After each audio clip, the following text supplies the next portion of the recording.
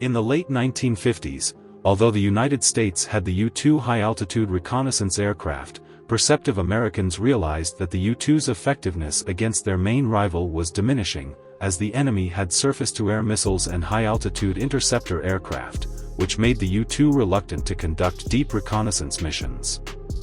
In order to gather intelligence, the United States actively promoted the Corona program in 1958. The purpose of this program was to capture photographs using reconnaissance satellites. The entire program can be divided into 3 smaller projects, one using radio transmission to send digitized photos, one using recoverable film return reconnaissance satellites, and an early warning satellite. The film return reconnaissance satellite was the most easily achievable technology at that time, and it was entrusted to the Central Intelligence Agency. Under the supervision of the Central Intelligence Agency, Lockheed developed the KH-1 film return reconnaissance satellite. The satellite weighed about 1 ton, was powered by batteries, and used a set of rocket attitude control systems.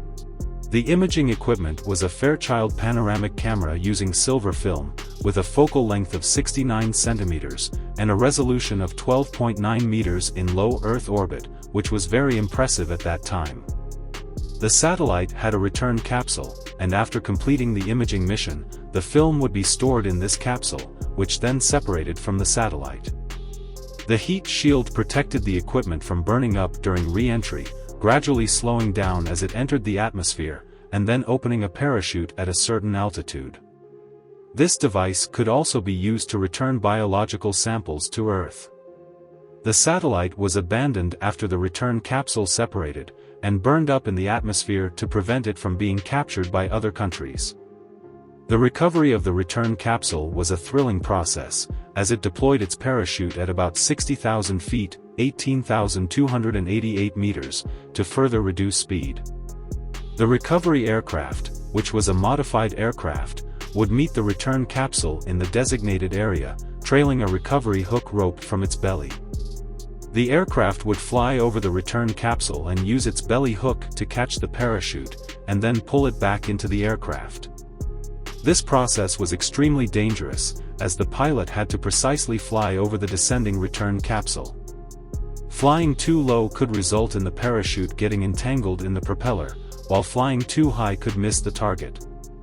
As the aircraft descended, the pilot had very few opportunities to turn the aircraft around and try again, and the weather also affected the recovery. The early stages of the Corona program were very difficult, with 13 unsuccessful launches. The 13th failure was caused by a mouse urinating on the circuitry, and the mouse had been intentionally placed on the rocket under the guise of biomedical research, as cover for the Corona program.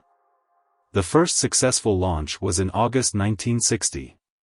The Corona program used multiple reconnaissance satellites, including KH-1, KH-2, KH-3, and KH-6, which used a single panoramic camera system, while KH-4, KH-4A, and KH-4B used 2 separate panoramic camera systems.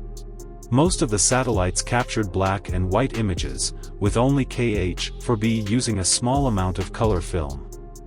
The resolution of the satellites also improved, with KH-4 increasing the resolution to 1.8 meters. By 1972, the Corona program had completed 145 missions, with 102 successful missions and over 800,000 photographs taken. There were also issues with recovery, such as one return capsule failing to be successfully retrieved and landing in a remote village in Venezuela, where it was eventually recovered by U.S. Embassy officials after some effort. The Corona program was terminated in 1972, largely due to the development of satellite technology. People could now transmit digital photos via radio, allowing satellites to operate for longer periods and capture photos without being limited by film, reducing costs and increasing efficiency. In the 1990s, the Corona program was declassified, and over 800,000 photographs taken, along with thousands of other satellite images, were gradually released to the public, as they no longer held any classified value over time.